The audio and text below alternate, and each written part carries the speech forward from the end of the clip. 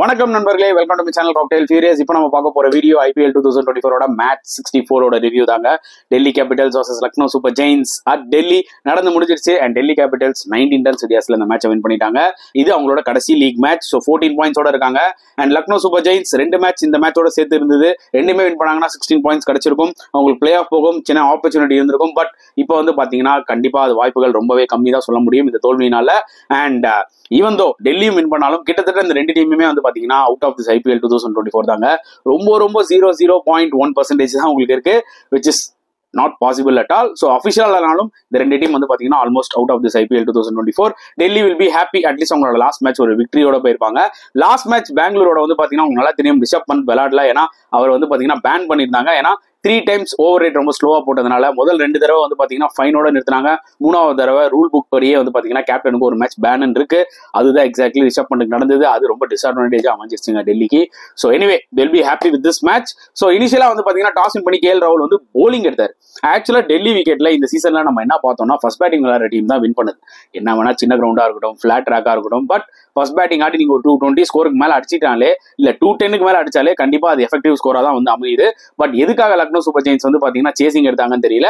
But first பேட்டிங்ல Delhi 208 for 4, which is a very good score. என்ன பொறுத்த வரைக்கும் நிறைய பேர் சொல்லியிருந்தாங்க மேபி ஒரு 10 ரன் ஷார்ட்டா இருப்பாங்க. பட் ஸ்டில் 200 மேல அடிச்சாலே ஒரு சின்ன ஹோப் உங்களுக்கு கண்டிப்பா இருக்குங்க. சேசிங் டீமுக்கு என்னதான் இருந்தாலும் அது ஒரு பிரஷர் தான். அண்ட் டெல்லி பொறுத்த வரைக்கும் கலக்குனது யாருன்னு பாத்தீங்கன்னா அபிஷேக் போரல்ங்க. Super innings 58 runs. ஏன்னா ஒரு பக்கம் ஜேக் ஃப்ரேசர் மர்க்கு வந்து பாத்தீங்கன்னா such crucial player for Delhi. அவரு தான் பயங்கர ஸ்டார்ட் கொடுக்குறாரு. RCB-யோடையும் பாத்தீங்கன்னா ஒரு 20 ரன்ஸ் அடிச்சுட்டு அன்பார்ச்சுனேட்லி ரன் அவுட் ஆயிட்டாரு. இந்த மேட்ச்ல ஃபர்ஸ்ட் ஓவர்லேயே டக் அவுட் ஆயிட்டாருங்க.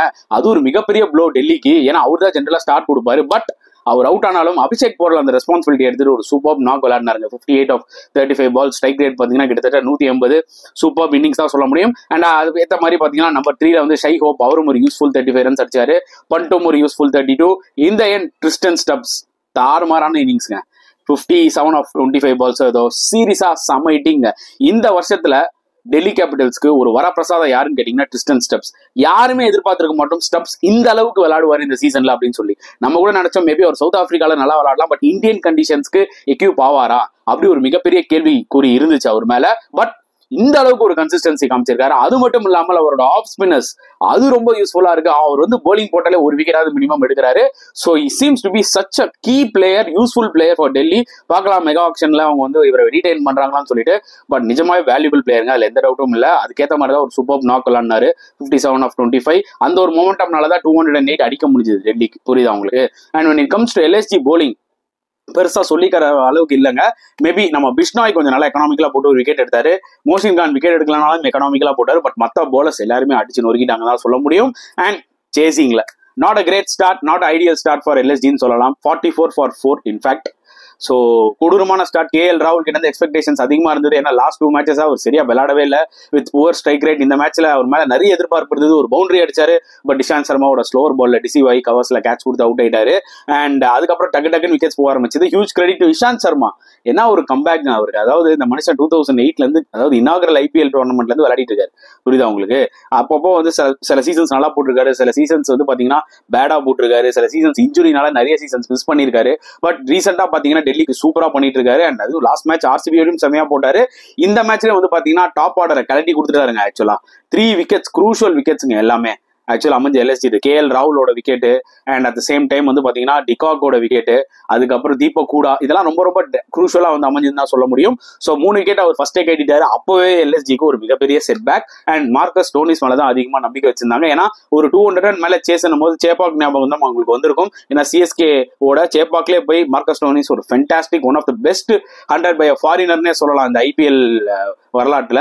அந்த அளவுக்கு சேஸ் பண்ணி அந்த மேட்ச் வின் பண்ணாங்க. ஸோ அவர் மேல நிறைய என்ன சொல்றது நம்பிக்கை இருந்தது. ஓகே இவர் கொஞ்சம் அடிப்பாருன்னு. பட் அன்பார்ச்சுனேட்லி அவர் என்ன பண்ணாருன்னா அக்சர் பட்டேல் பால்ல ஸ்டெம்பிங் ஆயிட்டாரு. ஒண்ணுமே சொல்றது மிகப்பெரிய செட் பேக் ஆயிடுச்சு ஆக்சுவலி ஃபார் LSG.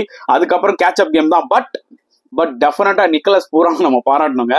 அவ்வளோ ரணகலத்துல வந்து மனுஷன் அவர் பாட்டுக்கு ஃபர்ஸ்ட் பால்ல இருந்து அடிக்கிறார். அக்சர் ஃபர்ஸ்ட் பால் கீழே தருங்க. ஆனா அந்த ஒரு ஓவர்ல 20 ரன்னுங்க.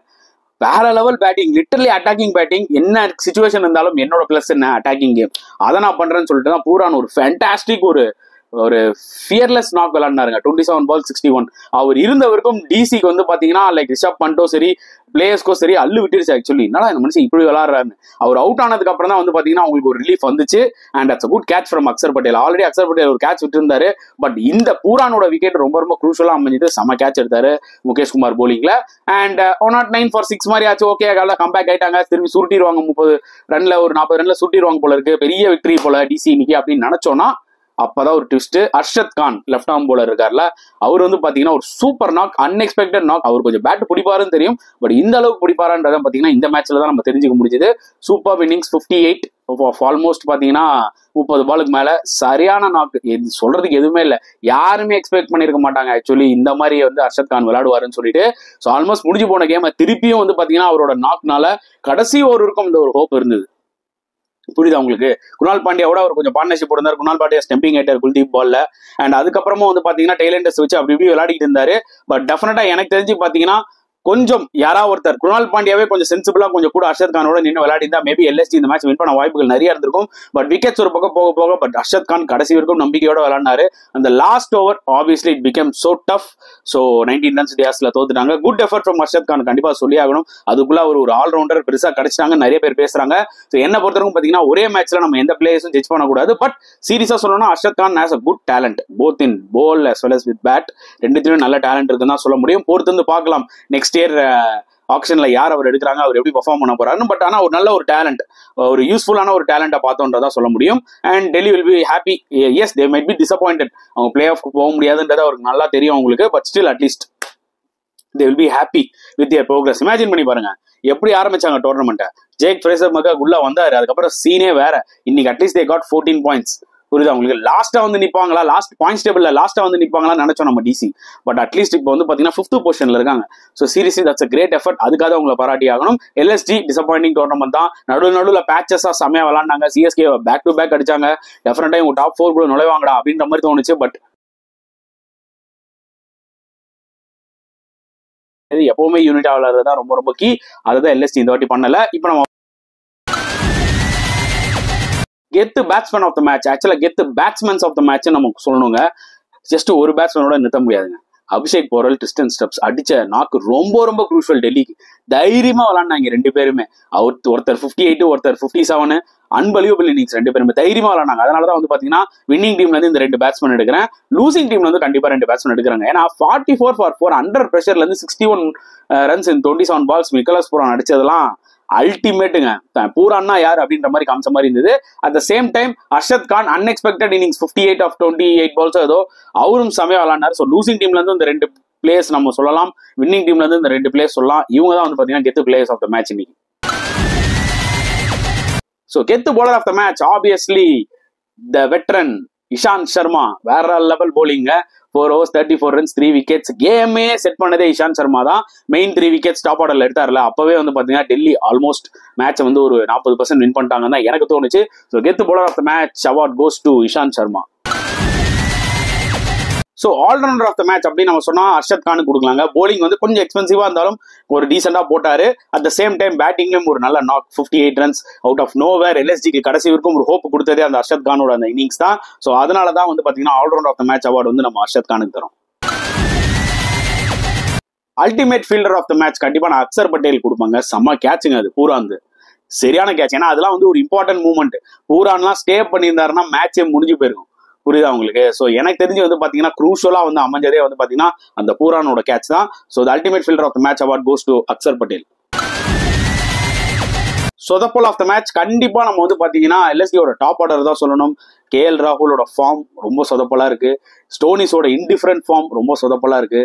குவிண்டன் டிகா கூட கண்டினியூஸ் ஃபெயிலியர், மிகப்பெரிய சொதப்பல். தீபக் கூட எப்ப தேவைப்படுமோ அப்ப அடிக்காதது ஒரு மிகப்பெரிய சொதப்பல். இந்த ஃபர்ஸ்ட் 4 விக்கெட்டுமே வந்து பாத்தீங்கன்னா பயங்கரமான சொதப்பல் என்னோட ஒரு point of view. So turning point of the match நல்லா புரிஞ்சுக்கோங்க. அர்ஷத் கான் அங்க நல்லா அடிச்சிட்டு இருந்தாரு. குணால் பாண்டியா கொஞ்சம் சென்ஸோட சிங்கிள் செட்டு தட்டி ஆடிந்தாருன்னா கொஞ்சம் யூஸ்ஃபுல்லா இருந்திருக்கும். குணால் பாண்டியா அந்த ஏரி போய் ஸ்டெம்பிங் ஆனார் பாத்தீங்கன்னா குல்தீப் யாதவ் பால்ல, எனக்கு தெரிஞ்சு அங்கதான் டேர்னிங் பாயிண்ட். ஏன்னா குணால் பாண்டியா கேன் பேட். கொஞ்சம் தூரம் அவர் ஸ்டே பண்ணி ஆடிந்தாருன்னா, அவரே செட் ஆனாருன்னா டமால் டிமில் அடிப்பாரு. ஒரு பக்கம் அர்ஷத் கான் கிளீனா அன்னைக்கு அவருடைய கிளியரா தெரிஞ்சுது, கொஞ்சம் சென்சிபிளா ஆடி இருக்கலாம். எனக்கு தெரிஞ்சு turning point of the match வந்து பாத்தீங்கன்னா குணால் பாண்டியோட விக்கெட் தான். ஸோ கைஸ் அவார்ட் செக்ஷன்லாம் பார்த்துருப்பீங்க, உங்களுக்கு பிடிச்சிருக்கும்னு நினைக்கிறேன். ஸோ அதே சேம் டைம் இந்த வீடியோ பிடிச்சிருந்தா லைக் பண்ணுங்க, ஷேர் பண்ணுங்க, உங்களோட கருத்துக்களை மறக்காம கமெண்ட் செக்ஷன்ல போட்டுருங்க. ஸோ நெக்ஸ்ட் வீடியோல பார்க்கலாம் ஃப்ரெண்ட்ஸ். அண்டில் தென் பாய்.